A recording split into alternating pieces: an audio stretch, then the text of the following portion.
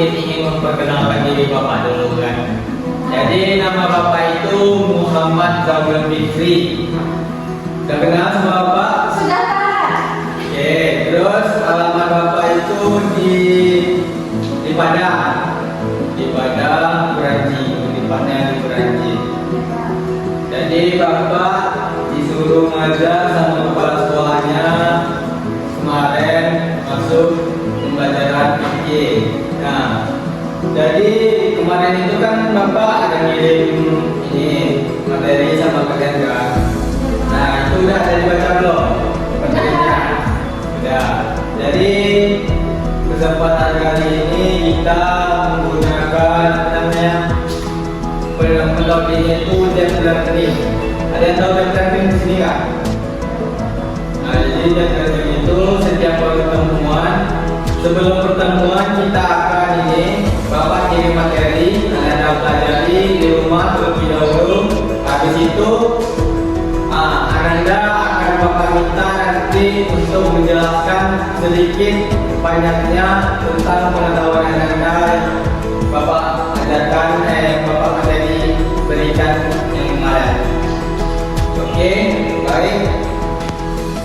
Untuk memulai pembelajaran, kita awali dengan membaca doa belajar.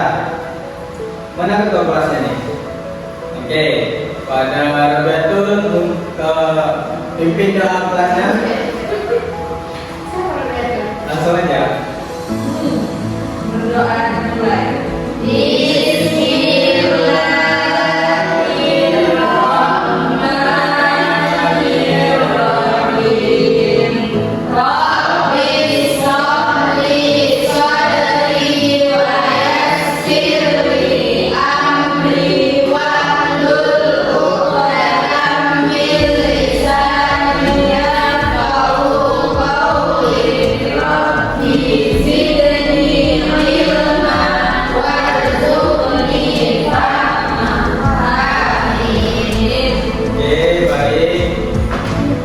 Berapa orang di kelas ini?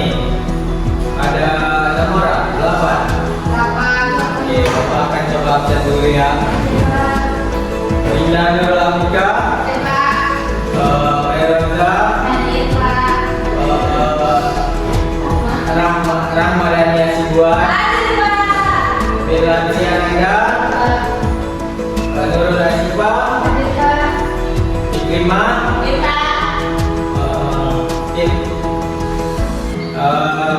satu lagi itu siapa nih?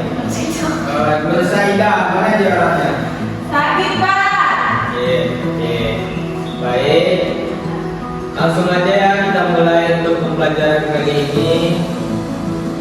Karena Bapak pertemuan pertama, Bapak aja menjelaskan untuk pertemuan pertama ini ya. Baik, materi kita ini tentang taharah. Di sini tahun-tahun kemarin Anda kan sekarang udah kelas 11.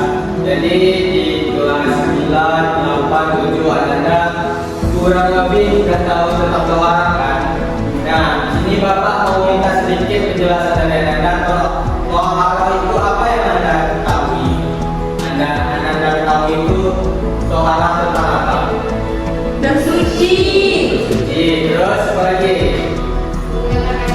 Menghilangkan najis. Apa lagi? Nah, itu aja. Oke. Pada kesempatan kali ini Bapak akan lebih menjelaskan lebih dalam tentang apa arti sebenarnya taharah itu. Jadi taharah itu artinya suci. Nah, taharah itu diambil dari kata taharah itu secara etimologinya itu an-nadzafatul, yang berarti bersih atau suci. An-nadzafah yang artinya bersih atau suci, baik itu dari kotoran yang bersifat indrawi maupun maknawi. Nah, kalau menurut syariat terminologinya menegaskan mengangkat hadas atau menghilangkan najis yang ada di tubuh kita gitu. Nah, dan sampai di sini Anda paham? Paham, Pak. Nah, oke. Selanjutnya, nah ini untuk landasan dalil dari Toharoh, yang mana itu dalam surat Al-Baqarah. Di sini ada yang nggak bisa ngaji. Bisa, Pak. Nah, bisa semua, Pak. Coba baca surat ini. Oh, siapa ya? Oh, baca. Coba baca dalil tentang Al-Baqarah ayat 222 aja.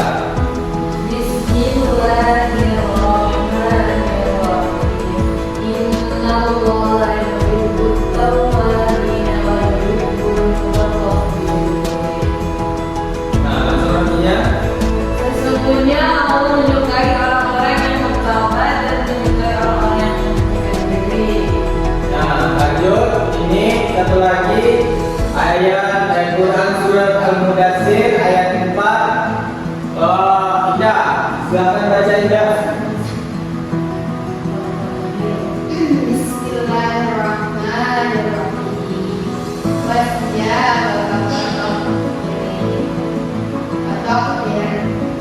Dan pakaianmu bersetelah. Nah, kurang lebih dalil-dalil tentang taharah itu seperti itu ya. Nah, ini persucian menurut Rasulullah yang penekanannya sangat kuat bahwa menjalankan kesucian dengan separuh nilai keimanan seorang muslim. Nah, ada juga menurut hadis Muslim yang diriwayatkan oleh Abu Malik Al-Asy'ari. Kesucian itu adalah setengah dari keimanan. Yang lebih kita ketahui itu kebersihan itu kan sebagian dari iman. Nah, inilah hadis yang tapi kalau hadis itu ada yang mengatakan hadis dhaif, hadisnya kan. Nah, terus ada juga diriwayatkan oleh Muslim yang mana lakukan baru sholatu bi khairi tuhur, yang artinya itu tidak diterima sholat tanpa bersuci. Jadi kita mau sholat, mau berpuasa, berzikir, membaca Al-Quran, semuanya itu harus bersuci. Nah, baik itu dari hadas maupun najis. Nah, setelah itu kita langsung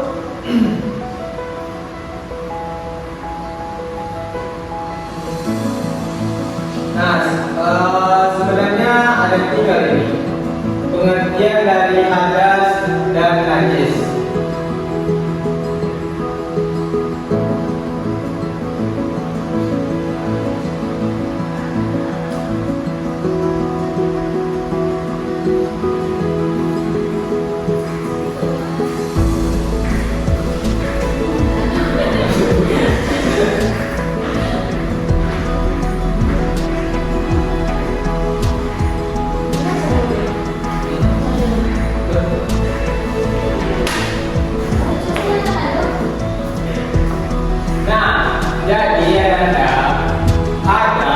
Hadas itu ialah yang keluar dari manusia tapi tidak kelihatan. Apa contohnya Anda? Nah, itu. Terus apa lagi? Air mani itu termasuk hadas. Terus kalau najis, dia itu ada yang berasal dari manusia, ada juga yang tidak dari manusia. Kalau yang dari manusia itu contohnya itu kotoran, air kencing, terus apa lagi? Habis kan? Nah, kalau yang bukan dari luar manusia itu contohnya ada anjing, ada apa lagi?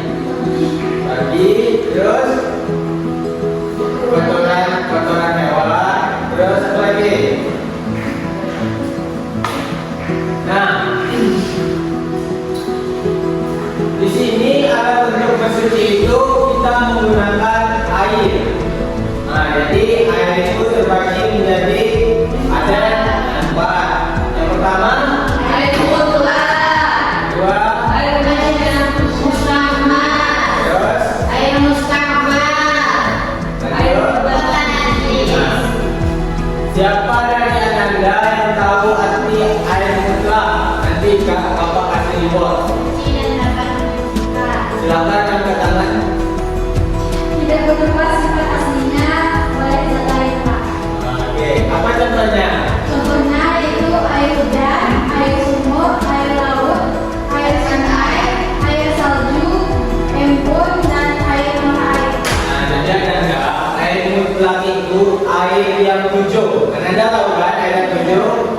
Yang pertama itu ada air, Hujan, yang kedua air, sumur, lanjut, air laut, air sungai, air salju, air angin, air. Nah, itu yang namanya air mutlak. Nah, semua yang kita sebutkan tadi itu bisa digunakan untuk bersuci, terus untuk menghilangkan najis. Nah, selanjutnya itu ada air mujamas. Nah, siapa yang tahu air mujamas ini apa? Suci dan suci apa? Oke, baik. Kalau contohnya air mujamas ini, Air yang dipanaskan ke sederhana Pak. Langsung. nah, jadi Anda semuanya, misalnya air mujamas itu kita lihat di sawah, ibaratnya di sawah, kan? Di sawah itu kan air tergenang gitu kan? Nah, jadi kebanyakan dari itu air yang dipanaskan langsung oleh matahari itu termasuk air mujamas. Ada juga air yang tergenang yang letaknya di dalam logam seperti lembaga biasa kita pakai kan. Nah, itu dipanaskan matahari maka dia akan menjadi air mujamas. Kalau yang sungai Pak? Kalau air sungai dia kan air yang mengalir dan terus air mutlak, bukan yang kategori air mujamas ini dia kurang dari 2 bulan ya. Selanjutnya air mustakmal atau mutawair, yang artinya itu suci secara zat tetapi tidak bisa digunakan untuk mensucikan. Nah, itu misalnya yang biasa kita gunakan untuk minum sehari-hari seperti pagi hari seperti susu, kopi, teh, segala macam. Dan itu kebanyakannya tidak bisa digunakan untuk bersuci, apalagi untuk mandi wajib itu tidak bisa. Apalagi air yang terakhir, air mutan najis. Nah, siapa yang tahu air mutan najis ini? Air najis Pak. Nah, maksudnya air najis ini sebenarnya kalau dia dibawa gula, lebih dari dibawa gula, terus ada najis yang masuk di dalam.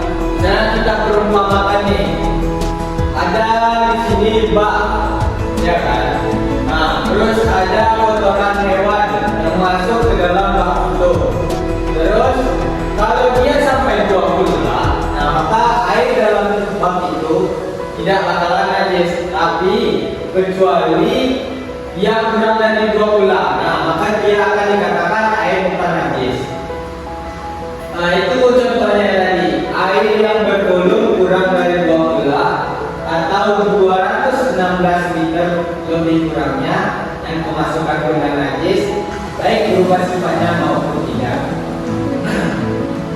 Nah, karena kita telah membahas air sifat-sifat alat untuk bersuci, maka selanjutnya kita akan membahas najis mukhaffafah. Tapi sebelum masuk kita ke najis mukhaffafah, Bapak mau mengajak Anda semuanya itu untuk ice breaking terlebih dahulu, yang mana nanti Bapak akan bilang, kalau Bapak bilang 1, maka Anda tepuk tangan 1. Kalau 2, 2.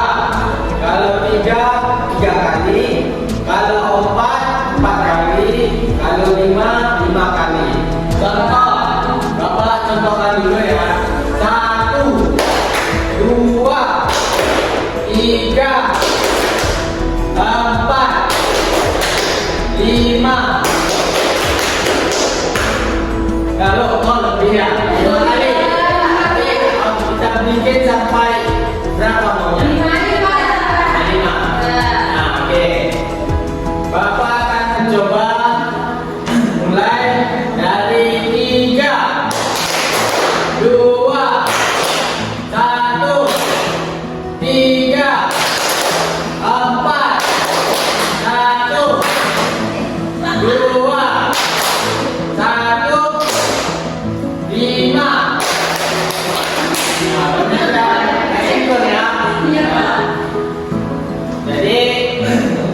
sedikitnya kita lanjutin nanti ya. Terus kita lanjutkan ke pembahasan kita najis muka bapak. Nah ini najis ringan, yang mana najis ringan ini yang paling mudah dibersihkan dengan cara itu cuma memercikan air saja, memercikan air. Tapi ada ketentuannya sebelum dipercikan air. Nah jadi najis muka bapak ini bayinya itu harus laki-laki, tidak boleh perempuan. Yang kedua, dia itu harus belum nyampe umurnya 2 tahun. Yang ketiga, hanya mengkonsumsi air susu ibu atau ASI. Tidak boleh makan selain ASI, baik itu makan pisang, minum susu Indomil, Enkau, lagi SGM. Nah terus, apalagi alkohol kan kemungkinan. Ya Kak. Terus yang ketiga belum pernah mengkonsumsi makanan pendamping atau tambahan lain kecuali madu atau obat. Nanti.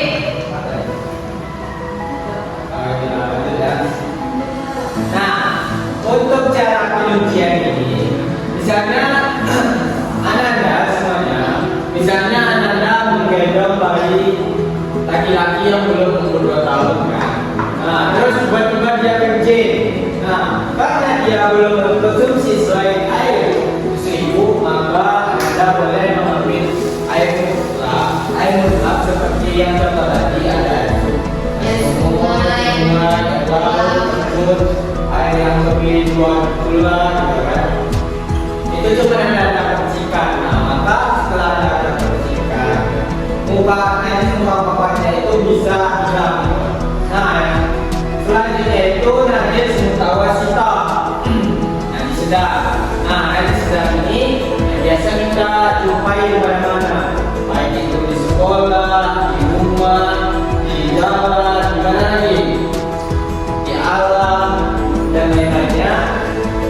Contohnya itu kotoran manusia, kotoran hewan, darahnya ini juga ini ya, binatang yang berdarah, terus darah manusia, terus ada juga entah ada di lambung, terus nah ini komar ini termasuk najis mutawasita, terus bangkai, terus susu hewan yang dagingnya akan dikonsumsi seperti babi, kan ada susu babi kan, terus susu anjing ada juga, itu tidak boleh. Emang ada, si anjing emang ada. Iya Kak. Nah, terus cara membersihkannya itu menggunakan air yang mengalir. Jadi misalnya pakaian kita nih terkena kotoran hewan seperti cicak. Jadi Anda cukup mengaliri dengan air. Berbeda dengan najis mutawasita. Najis muka bapak hanya dipercikan. Dipercikan dengan mengaliri beda ya. Dipercikan itu kayak ini, makan. Nah, terus lanjut yang terakhir. Najis mubahaza. Nah, ini biasanya Anda sudah tahu ya, kebanyakan dari Anda ini bilang najis berat, seperti contohnya anjing, air liur anjing dan air liur babi, dan termasuk segala hal yang lain dari keturunan atau perkawinan silang dari kedua hewan tersebut. Anda semuanya, jadi najis muka bapak ini menurut riwayat Muslim itu kesucian wadah salah seorang di antara kalian apabila dijilat anjing dengan membasuh, maka dibasuh 7 kali dengan pertama dicampur dengan tanah. Terus habis itu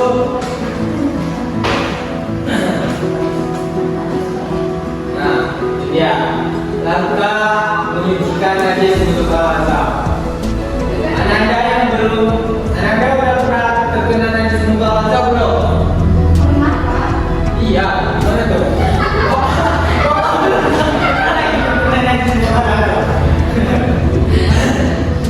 Nah, jadi Ananda, misalnya Ananda sudah terkenal dengan olahraga, langkah yang pertama itu ialah menghilangkan definisinya. Misalnya Ananda terkena air lagi, jadi Ananda itu harus Ananda basuh dengan air dan salah satunya itu bercampur dengan tanah. Nah, ini dia. Basuhan ke pertama, campuran tanah. Basuhlah permukaan benda menggunakan air mineral yang telah dicampur secara merata dengan tanah atau debu sehingga air berubah menjadi garuh warna tanah. Terus, nah kalau menurut mazhab Imam Syafi'i, penggunaan sabun, deterjen modern, terus alat pembersih lainnya tidak dapat menggantikan kedudukan tanah. Jadi biarpun Anda basuh dengan sabun, dengan rinso, daya, apa lagi, pemutih, mengharum, itu tak bakalan bisa. Kalau menurut mazhab Imam Syafi'i, itu harus memang menggunakan tanah. Salah satunya dengan menggunakan tanah. Nah, boleh. Apapun jenis tanahnya, bukan tanah biasa saja. Apapun jenis tanah.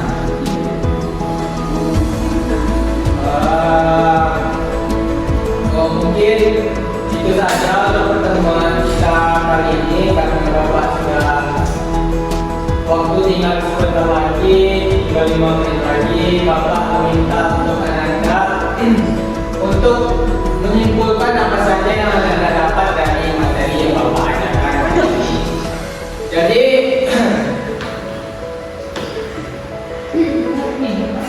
untuk pertemuan kali ini, siapa yang bisa menyimpulkan apa yang Anda dapatkan dari pembelajaran Bapak ini? Nah, coba Rabia, apa yang Anda dapat dari fikih tohara berbentuk suci? Bahasanya tersipu dan Yang lainnya, ada yang bisa bantu? Ada Pak. Nah, oke, baik semua. Bapak minum dulu ya.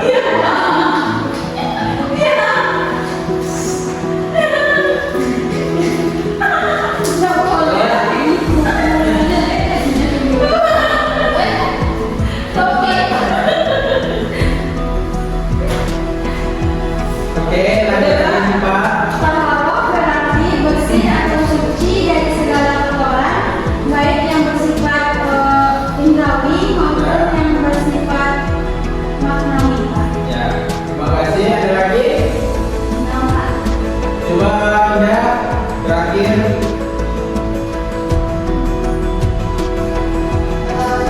taharah itu bagi bapak. Tiga. Tiga. Bagi tiga. Ada Dawasito, Papa, Tuhan. Oke, untuk pertemuan hari ini Bapak cukupkan untuk di sini. Dan untuk pertemuan selanjutnya Bapak akan mengirim materi tentang cara-cara untuk sholat sama wudhu tayamum. Itu Bapak kirim materi. Dan untuk penugasan Anda semuanya, nanti Bapak kirim tugas berupa 10 soal. Dan untuk pertemuan selanjutnya itu dikumpulkan pada jam pertemuan utama. Ada pahaman Anda semuanya? Oke, baik. Untuk itu kita akhiri, kita ucapkan Alhamdulillah.